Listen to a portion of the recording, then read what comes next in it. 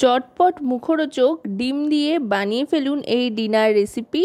আমি বলছি dinner recipe, তবে আপনারা কিন্তু ডিনারে, লাঞ্চে, ব্রেকফাস্টে যখন খুশি তখনই বানিয়ে নিতে পারেন। ভাত কিংবা রুটি, লুচি, পরোটা যেটার সাথে ইচ্ছে সেটার সাথেই পরিবেশন করতে পারেন। এর জন্য প্রথমেই 4টে ডিম নিয়ে ভালো করে ফেটিয়ে নিচ্ছি।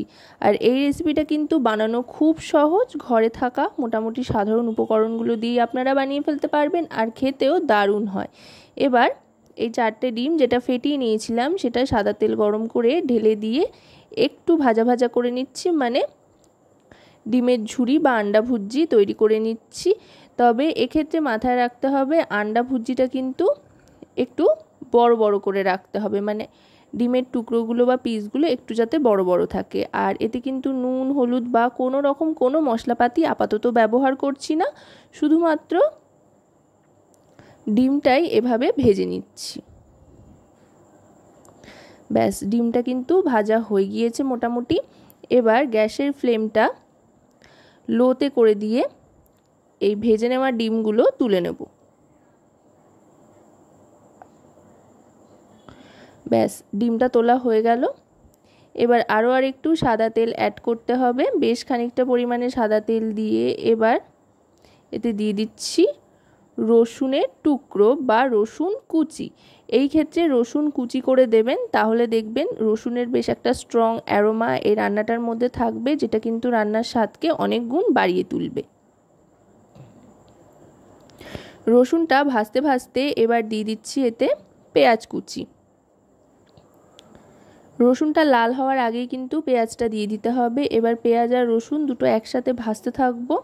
ভাজতে ভাজতেই এবার এর মধ্যে দিয়ে দিচ্ছি রোস্টেড ধনে আর জিরে গুঁড়ো 1 টিস্পুন পরিমাণে।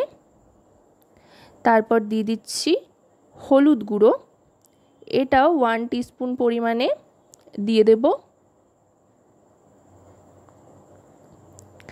এবার দিয়ে দেব কাশ্মীরি রেড চিলি পাউডার, এটাও 1 টিস্পুন পরিমাণে দিয়ে দেব। দিয়ে এবার দিয়ে দিচ্ছি পরিমাণ মতো নুন।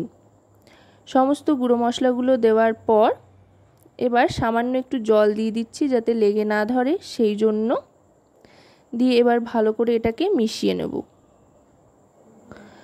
মশলাটা কষিয়ে নেব যতক্ষণ না মশলা থেকে তেল ছাড়ছে, ততক্ষণ অবধি গ্যাসের ফ্লেমটা মিডিয়াম টু লোতে রেখে কষিয়ে নিতে হবে। এবার দিয়ে দিচ্ছি টমেটোর টুকরো। এখানে একটা মাঝারি সাইজের টমেটো ছোট ছোট টুকরো করে কেটে নিয়েছি, আর বেশ খানিকটা চেরা কাঁচা লঙ্কা দিয়ে দিলাম, আর আরও খানিকটা পেঁয়াজ দিয়ে দিলাম পাপড়ির মতো করে কেটে।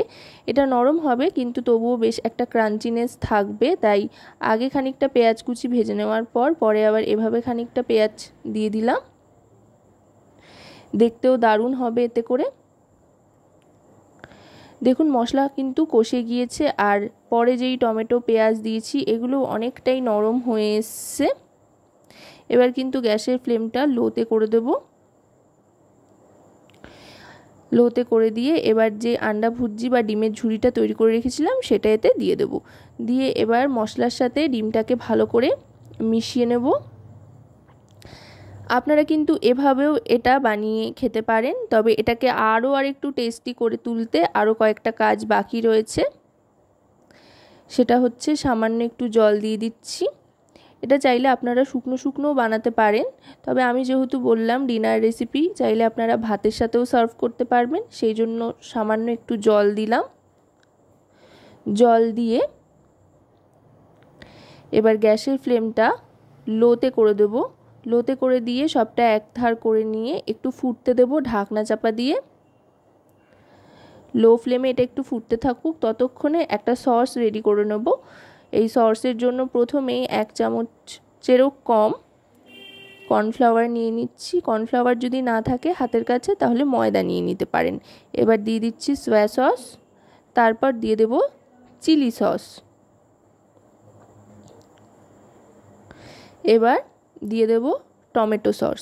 এই 3টে সস দিয়ে এই কর্নফ্লাওয়ারটাকে ভালো করে মিশিয়ে নেব। আচ্ছা, এতে কিন্তু কোনো রকমের জলের ব্যবহার হবে না, এই 3টে সস দিয়েই কিন্তু কর্নফ্লাওয়ারটাকে ভালো করে গুলে নিতে হবে।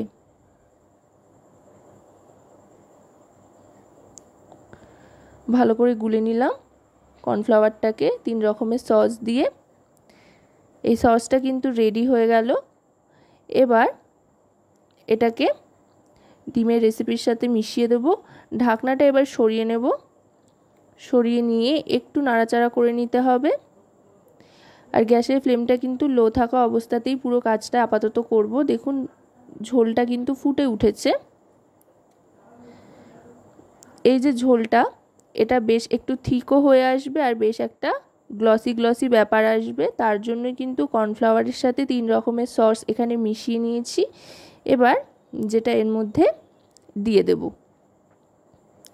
আশা করব রেসিপিটি আপনাদের ভালো লাগবে। ভালো লাগলে অবশ্যই রান্নাবাটি চ্যানেলটিকে সাবস্ক্রাইব করে লাইক শেয়ার কমেন্টের মাধ্যমে আমাদের পাশে থাকবেন।